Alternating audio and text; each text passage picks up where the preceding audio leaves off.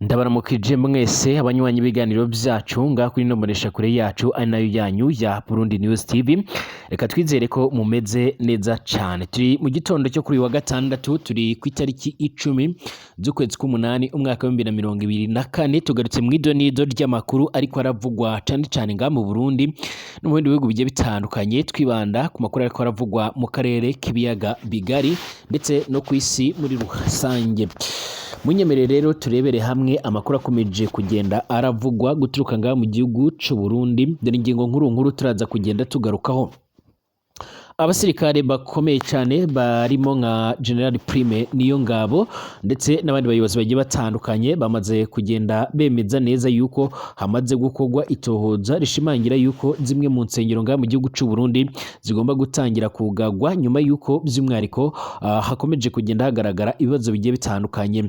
Nubwo rero Denise Bucumi akaba umutambukanyi wa nyakwigendera Petero Nkurunziza yarahoze atwara igihugu c'u Burundi, yamaze kugenda ashimangira yuko ishengero yiwe idashobora kuba yofungwa.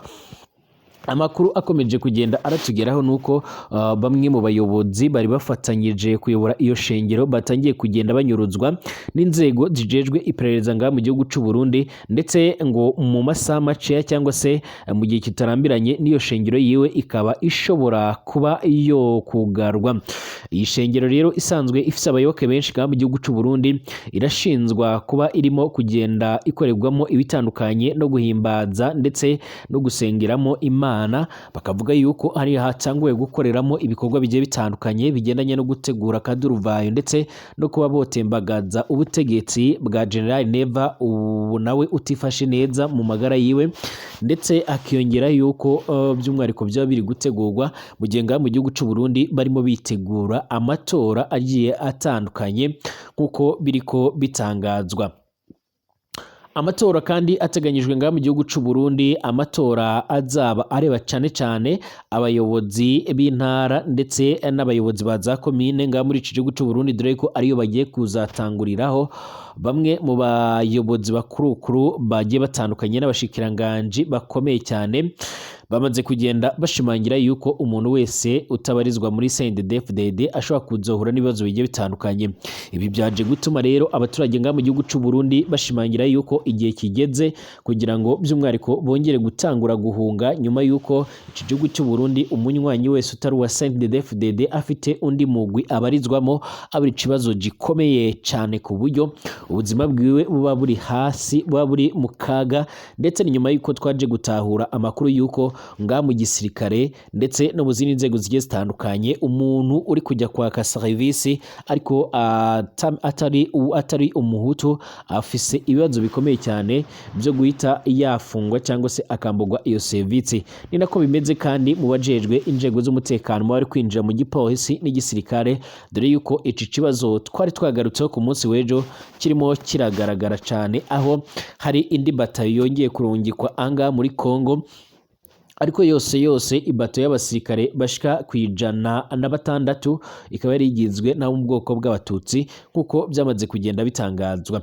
Turaza kandi kugaruka kuri andi makuru ariko aravugwa cane cane hirya no hino ku isi, aho turaza kwibanda ku gihugu cy'u Burusiya gikomeje gusuhererwa, gikomeje guhura n'akaga gakomeye cane. Umuriro iki gihugu cyakije ukomeje kugenda ukibana ibibazo bikomeye cyane, aho abasirikare benshi bari barinjiye mu gihugu cya Ukraine mu bice bigiye bitandukanye batanguye kugaruka vana bwangu kuza kugwana ku gihugu cyabo, nyuma yuko nyine iki gihugu cy'u Burusiya cyatangiye kugenda cyatakwa n'abasirikare ba Ukraine. Abasirikare bashika ku 1000 akaba aribo bamaze imisi bararekura amabombe ya za misile ngaha muri iki gihugu, aho bamaze no kuba bo kwinjira muri iki gihugu cy'u Burusiya. Perezida Vladimir Putin utwara iki gihugu cy'u Burusiya rero yaje kugenda atangaza yuko iki gice ari igitero c'ubugome ndetse ngari no kwangiza ndetse by'umwihariko no kwibasira ikiremwa muntu, ndetse avuga yuko abaturage bose baturiye umupaka uhana imbibi ndetse n'iki gihugu ca Ukraine ko bagomba guhungishwa vuba na bwangu, n'inkomere zikaba zohungishwa mu rwego rwo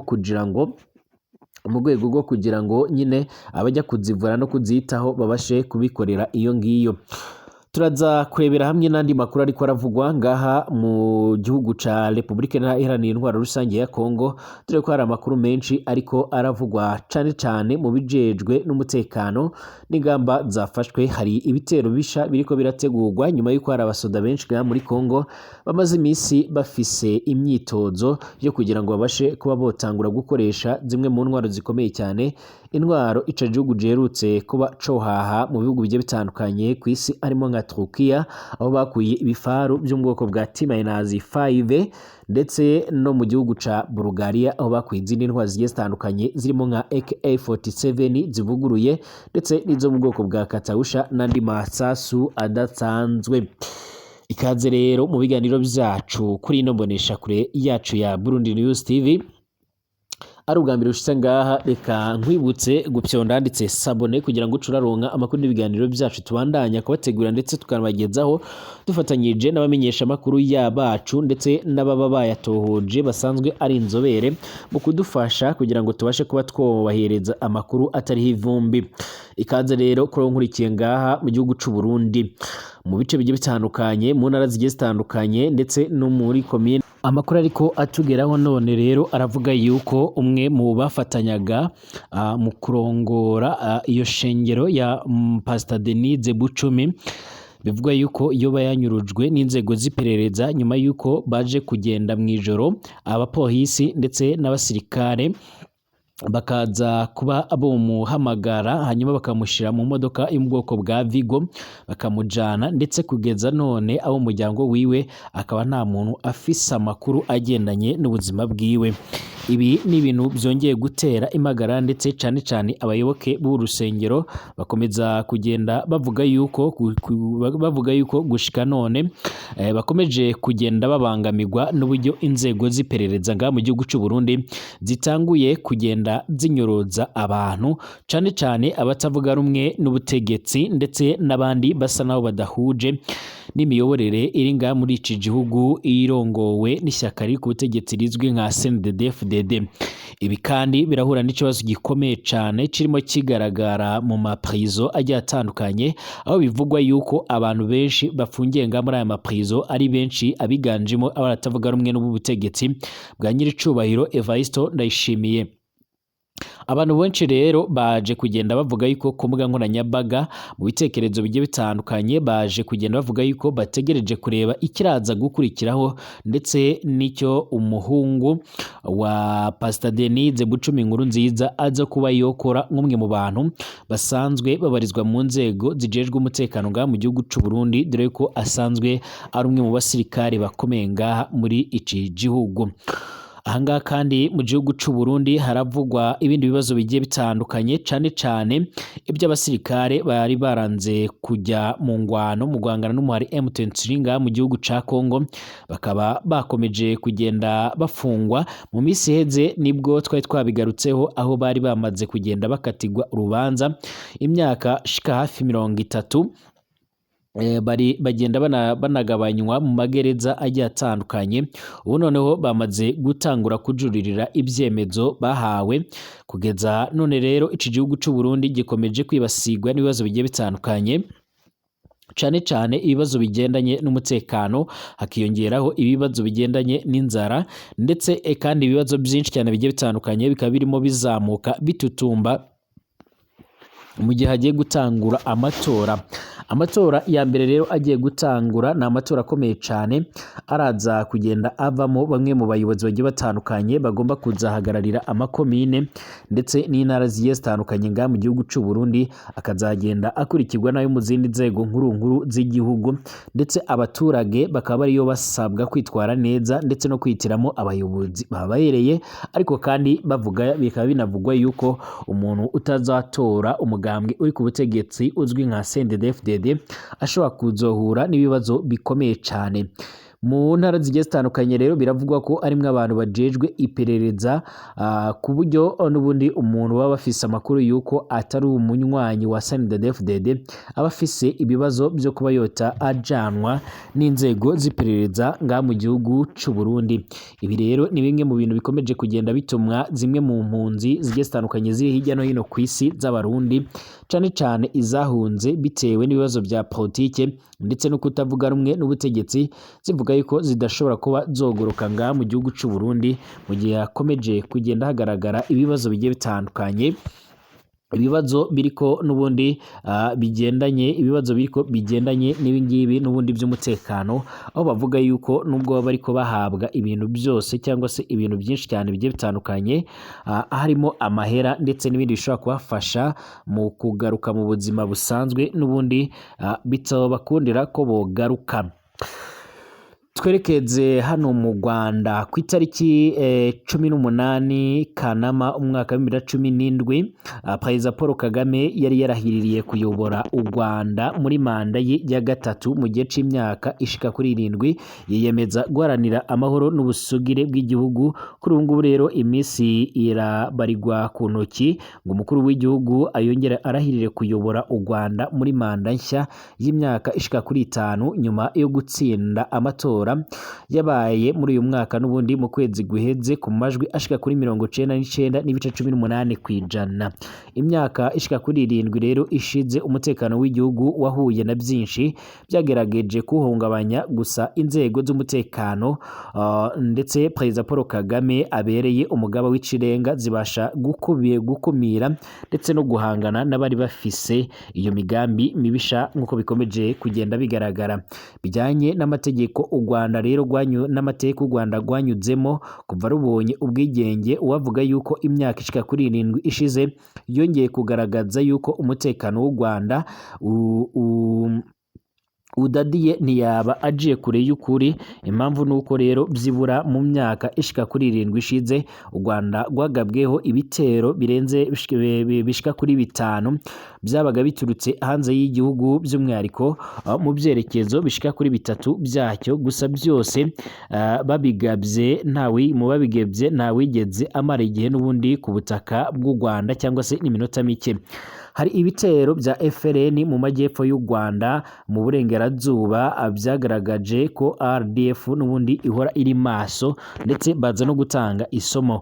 Umutwe wa FLN ukorera mu mashamba ya Repubulika Iharanira Intwaro Rusange ni umwe mu mitwe yagerageje guhungabanya umutekano w'u Rwanda, gusa umugambi wawo n'ubundi uburizwamo n'ingabo z'iki gihugu hagati ya 2018 ndetse na 2019. Uyu muhari kandi wagabye ibitero bishika kuri 3 ku butaka bw'u Rwanda, birimo ico ku Citabi mu karere ka Nyamagabe, icyo mu Bweyeye ni mu karere ka Rusizi, ndetse n'ikinyabimata aho mu karere ka Nyaruguru. Ni ibitero byose byabaga biturutse ku butaka bwa mu gihugu c'u Burundi, bikaba byaraguyemo abaturage bashika ku 9, gusa ingabo z'u Rwanda zashoboye gusubiza inyuma abari babigabye, ndetse bamwe muri bo baricwa, abandi bafatwa miri mbere yo gushyikirizwa ubutabera ngaha mu Rwanda. U Rwanda kandi rwakurikiranye ababigizemo uruhare bari mu mahanga, nabo basha kuba botabwa muri yombi. Indi ngingo karabutaka yongeye gutuma ubutasi bw'u Rwanda bwongera gukangarana, ndetse abantu benshi batangura guhita babutinya. Mu bagize uruhare rero mu bitero bya FLN byo mu majyepfo ndetse no mu burengerazuba harimo Paul Rusesabagina uyobora impuzamashyaka ya MRND ifise umutwe wa gisirikare wa FLN, ndetse na Majoro Nsabimana Kariste Nsakara wahoze ari umuvugizi wabo.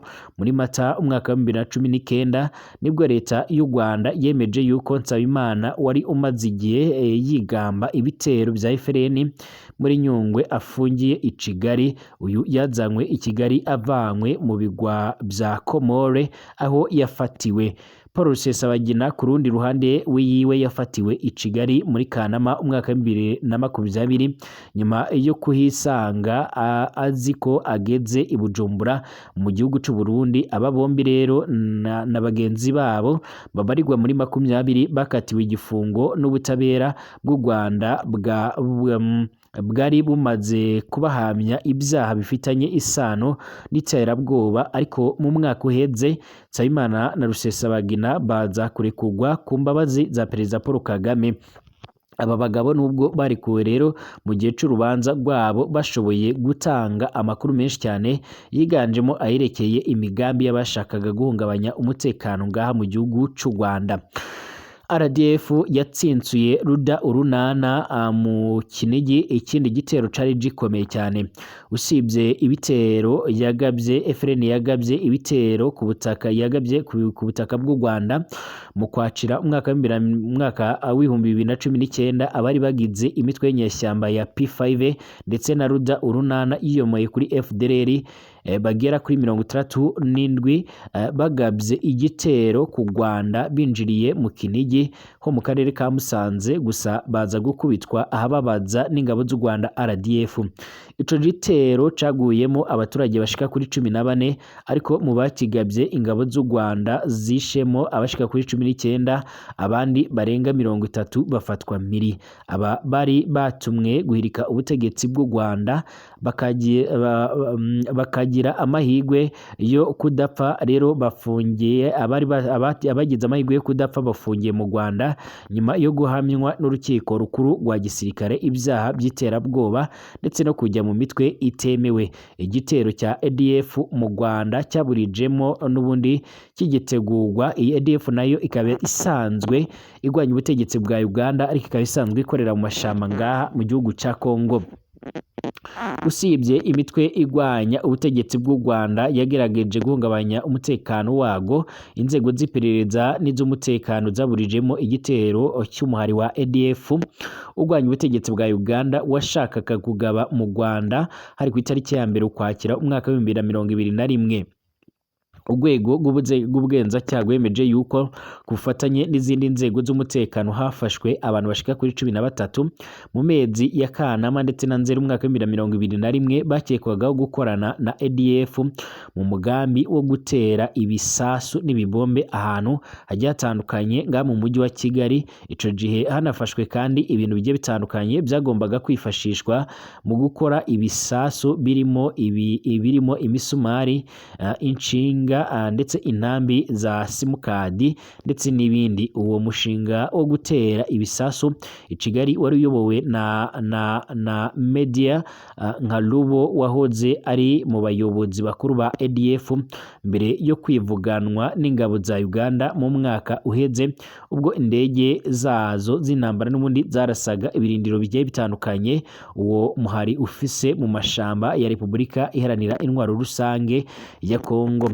Perezida Yoweri Kaguta Museveni niwe wemeje urupfu rwiwe muri Gashyantare umwaka wa 2022. Perezida Paul Kagame we yatangaje yuko ibitero bya ADF i Kigali byari bigamije guhora ku bikorwa by'ingabo z'u Rwanda ku byihebe byishwe muri Cabo Delgado muri Mozambique. Aba bari bataye muri yombi, cyakora nyuma baje kurekugwa nyuma yo kubura ibimenyetso bifatika bibashinza. Abo muri FIDC nabo bari mu bagerageje gukina n'umutekano w'u Rwanda ndetse baza no kugenda bihanangirizwa ku buryo bukomeye cyane. Usibye imitwe ikomoka mu Rwanda yagerageje kugaba ibitero ku butaka bwago igakubitwa ahababaza mu myaka byibura 2 ishize, Repubulika Iharanira Intwaro Rusange ya Kongo iri mu bagerageje gutera ikirenge mu kiriya mihari, ariko biranga bibi by'ubusa.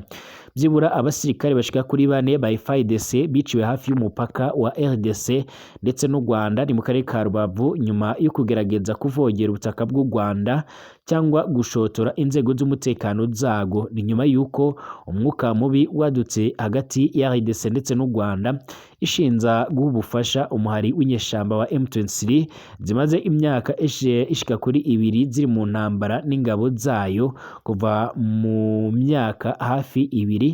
Kinshasa yashotoye u Rwanda biciye mu kugerageza kuruhungabanyiriza umutekano, gusa ntibyigera biyihira. Hagati y'umwaka wa 2022 umwaka wa 2023 ingabo za Repubulika Iharanira Intwaro Rusange ya Kongo zarashe ibisasu inshuro zishika kuri 3 mu Kinigi ho mu karere ka Musanze mbere yo kwihanangirizwa bikarangira zitabyongeye. Indege y'intambara ya FIDC yo mu bwoko bwa Sukhoi -25 kandi nayo yagerageje kuvogera ikirere cy'u Rwanda mu karere ka Rubavu inshuro zishika kuri 3, gusa mu nyuma yo kuraswa n'ingabo z'u Rwanda ntoyongeye kuba yogaruka kuvogera ibyo bice. Umutekano w'u Rwanda rufite n'ubundi rwamaze no kusangiza ibindi bihugu by'amahanga. mu ntanguro z'uku kwezi ikigo gisanzwe gitangaza amakuru y'ubushakashatsi ku ngingo zigiye zitandukanye Numbero cyatangaje yuko u Rwanda ruza ku mwanya wa mbere mu bihugu bitekanye hano muri Afrika.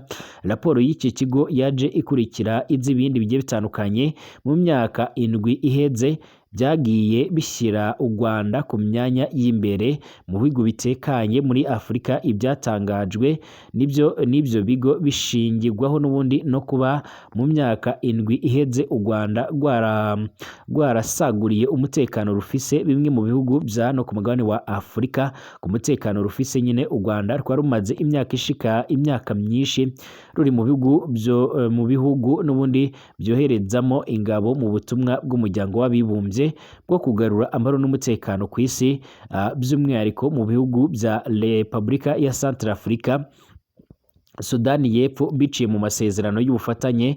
Kandi ingabo z'u Rwanda zoherejwe kugarura amahoro n'umutekano mu bihugu bya Centrafrica ndetse na Mozambique. Mu Kuboza umwaka w'ibihumbi 2020 nibwo u Rwanda rwohereje muri Centrafrica ingabo zo mu mutwe udasanzwe. Nyuma y'iminsi mike cyane iki gihugu cyari kimaze kibasigwa n'imitwe y'inyeshamba zari zishyigikiye uwahoze ari perezida w'ico gihugu Francois Boziza.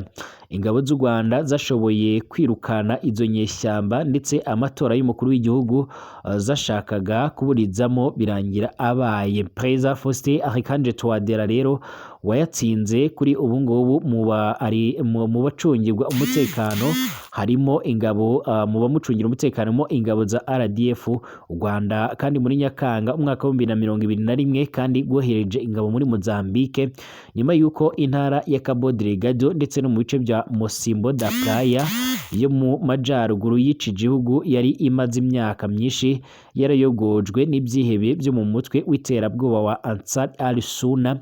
Ingabo z'u Rwanda zikigera i Cabo Delgado zatangiye kwirara muri ibyo byihebe zibyirukana mu turere twose byari byarigaruriye. Kuri ubu rero ibihumbi by'abanyamuzambike bari barakwiye imishwaro bamaze kugaruka mu byabo, ndetse byitezwe yuko mu gihe cya vuba ingabo z'u Rwanda zigomba gutangura guha imyitozo ya gisirikare iza Mozambique nk'uko mu mwaka uheze wa 2023 zabikoze izo muri Centrafrica.